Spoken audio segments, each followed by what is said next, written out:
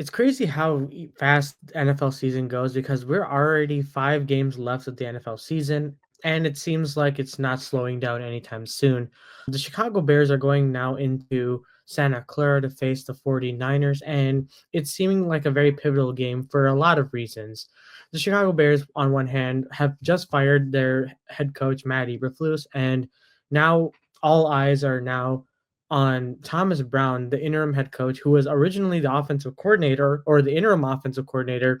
And then before that, he was the passing game coordinator. So he's had two jumps in positions and is now having the reins of head coach. And but what will this mean for the Chicago Bears going into the game? And we're just going to be breaking that down. What is up, guys? Welcome back to So Back Sports, and I'm so back with another video. And today we're going to be doing our predictions, our weekly predictions and analysis for the upcoming game against the 49ers. But before we get into today's video, please don't forget to like and subscribe. It really means a lot to the channel and really helps me create content like this for you guys. So please do subscribe. Anyways, we're going into the 49ers, and it's with 5 games left, and we're 4-8 now, right? It's almost to a point where we have to win out in order for us to even have a chance of sniffing the playoffs. But it is, however, very unlikely, and I will be making a video that's going to be coming out soon about what are the Chicago Bears' chances for making the playoffs, and we'll go more in depth into that. But as of right now, the Chicago Bears are 4-8 and haven't won an away game so far this season under the Matt Eberflus era on a Sunday specifically. But now that Thomas Brown is now our head coach or interim head coach, this is essentially a 5 game audition for him to show the Bears or give proof to the Bears that he can be the future for this franchise and they don't have to necessarily search for their new replacement. But this also shows that Thomas Brown can change the way things are being portrayed when it comes to national media, you know, how the Bears are on a Sunday. And listen, there's a lot of things that we can kind of talk about when it comes to Thomas Brown. He, on his press conference, really looked like he was poised. He looked like he was on business, did not really waver when it comes to the pressure, as if what it seems like. And he stood up to the challenge when it comes to this offense. The offense that he had to hold when it comes to Shane Waldron's firing, like, it was pretty bad. It was in a pretty bad situation. And not only was it that, he was also put in an unfair situation where he had to go up against the top defenses in our division, which is the Minnesota Vikings, Green Bay Packers, and then the Lions. And it's safe to say that Thomas Brown, with high flying colors, was able to show that he is a very good offensive coordinator, and especially an offensive mind, because night and day when it comes to the defenses that they've played, they were able to be very competitive. I mean, initially in the first half for the Lions, it was a little bit wonky, but in the second half, Caleb Williams came into his own and the scheming looked a lot better and the game was a lot closer. And all these games were winnable. And especially with the Vikings game, if it weren't for the play calling and Caleb holding onto the ball at the end, that you could have seen a win potentially. So yes, Thomas Brown right now is 0-3, but it's not really all about him, right? It's really about the Chicago Bears and how they can, you know, under Thomas Brown, really take advantage of this opportunity against the San Francisco 49ers, who just played in the Sunday Night Football and lost one of their great weapons in Christian McCaffrey. And listen, it sucks to see that Christian McCaffrey's out because he's already dealt with an injury early on in the season and was trying to make a comeback. And then, unfortunately, due to the unforgiving ways of football, it really didn't last that long because he essentially tore his, I forgot, it was tore his PCL and is remained out for the season. It just sucks because for the 49ers, they're kind of like very in a huge unlucky streak when it comes to injuries. They lost Brock Purdy and Nick Bosa for a bit, and it seemed like things are just like sky is just falling for the 49ers when it comes to injury front. But don't let that fool you because this team is still really good on paper. It's still one of the best teams in the NFL, and clearly they are favored in this game with being 5-point favorites. And according to the matchup predictor, there's a 61% chance that they're going to win this game, which, to be fair, if earlier in this year, it would have made a lot more sense. But I think that's a little bit more for the Chicago Bears, given how much of injuries have occurred for the 49ers.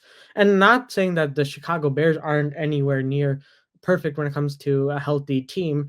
They just recently said that Roshan Johnson is most likely going to be out for this upcoming Sunday, and they have started finding new replacements for him. And especially, they added a running back, Demeric Demetric Felton, from the Browns practice squad, and is now, or wait, he was on 24 appearances with the Browns, and now it's going to be on the Chicago Bears practice squad, and now has been elevated to the Chicago Bears 53-man roster. And this is going to be definitely helpful when it comes to running back depth, especially at this point in the season.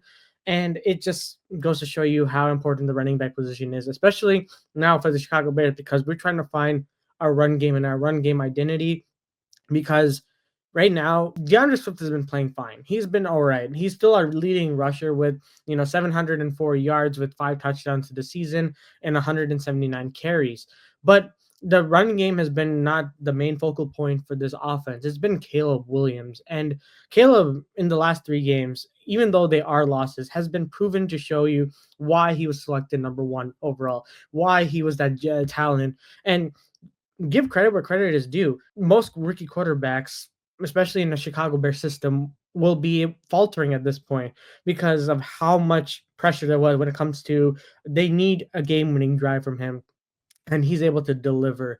And whatever they needed, they got, especially, in that Packers game and even in the Vikings game at some one point to go into overtime.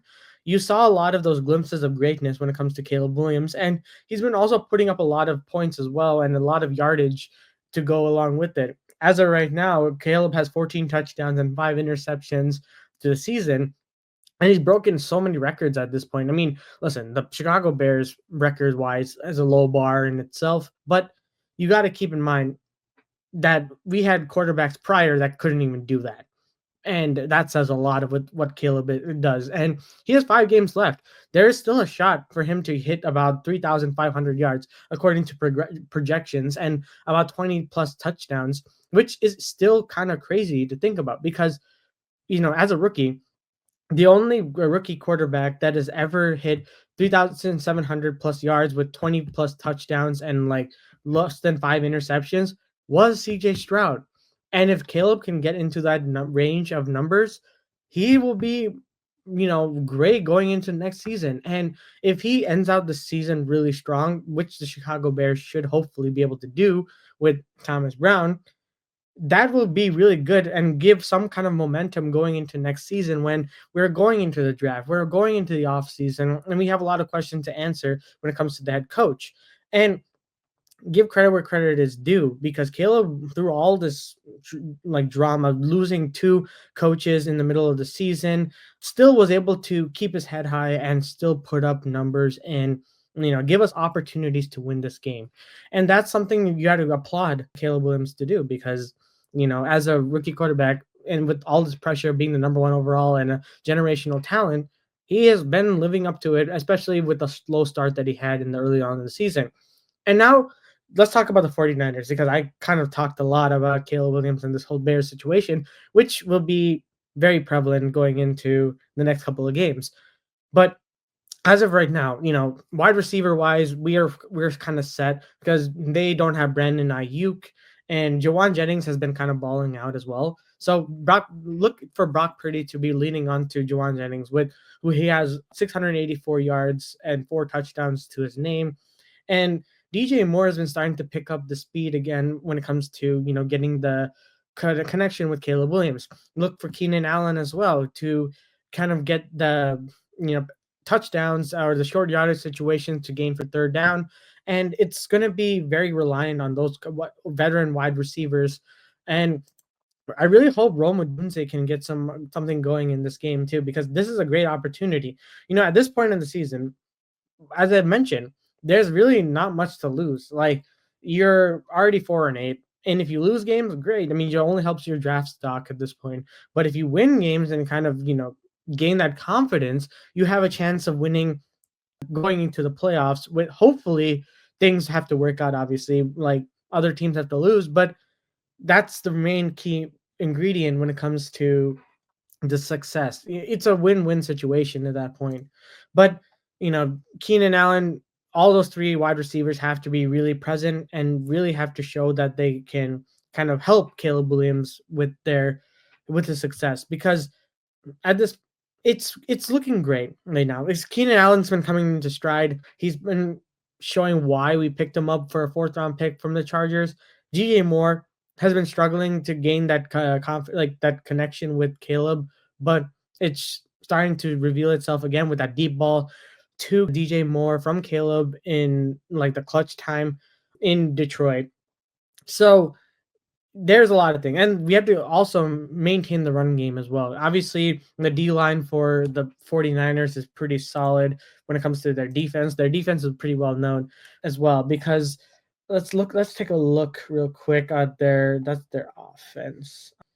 But at the end of the day, it just really, that defense is what's going to be really tough for this offense to face, because while they were able to maintain, games when it comes to the Packers, the 49, not the 49ers, the Vikings and the Lions, the 49ers are a little bit banged up right now, but that doesn't mean that they're bad by any means. They did come off a really bad loss to the Buffalo Bills, and they're kind of pissed right now at this point, where they're trying to get back into the win column in a division where the entire division is like 5 wins, and they're like above 500, and it's kind of like anyone's division at this point. So they're going to try to fight any way possible to get into the top of the division, with the teams like the Cardinals, Rams, and Seahawks trying to scrap for wins. So the Chicago Bears, on the other hand, their division is already super stacked with actually Seattle has 7-5. Arizona and Los Angeles are tied for second, and San Francisco is bottom with 2 games below 500. Whereas Chicago is nowhere near 500, or 4 games under 500, and the rest of the division is above 500, well above 500. So it's going to be tough. It's going to be really, really tough when it comes to this game. And the key metrics is our defense has to get to Brock Purdy. I think I've said this so many times. If you guys have watched all my videos to this point, getting to the quarterback has been pretty much the necessity to this defense. And while we do have a good secondary, and maybe Brisker could be back sooner than later, I don't think he's going to be back for this game because the injury report's not out yet. But if Brisker is back, then we can be really good. But as of right now, it doesn't seem that way. To expect more Terrell Smith and Terry Stevenson. Terry Stevenson has to come back and kind of shake off the doubt, shake off the bad play that's been happening, because he hasn't been playing great. Let's be really honest with ourselves. So until that happens, I have to really see, our secondary ball out.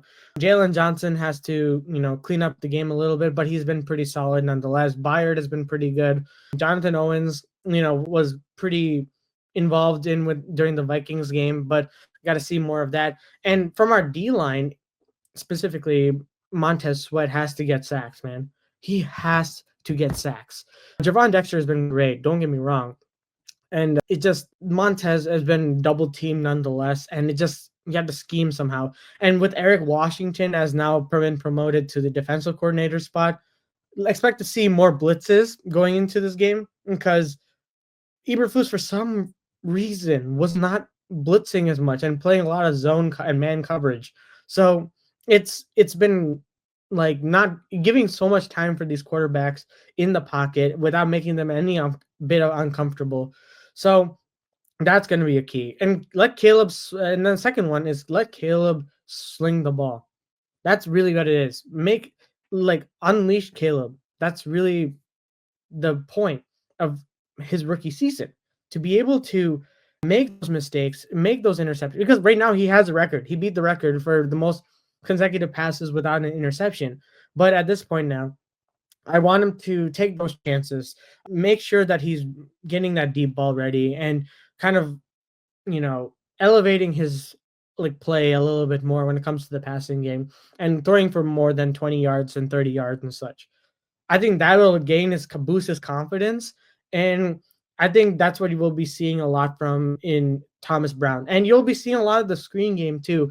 We saw a lot of that with DJ Moore with the screen game, wide receiver screens, and that leading to touchdowns and long yardage situations. So expect to see a bunch of that as well. So this game is going to be tough. It's not going to be any easier. It's not going to be like a cakewalk by any means because the 49ers have Shanahan on the other side.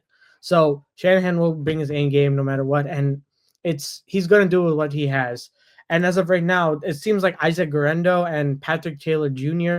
or is Israel Abanikanda is off waivers from the New York Jets, so he's going to be taking some snaps as well. They're going to do anything in their power to get some running game going. So stopping the run game, making Brock Purdy uncomfortable is what's going to be very crucial to this win in Santa Clara. But anyways, I think this is going to be a little bit of a close game. I don't know. I don't think the Bears win, but part of me does. I feel like, you know what? Let's screw it.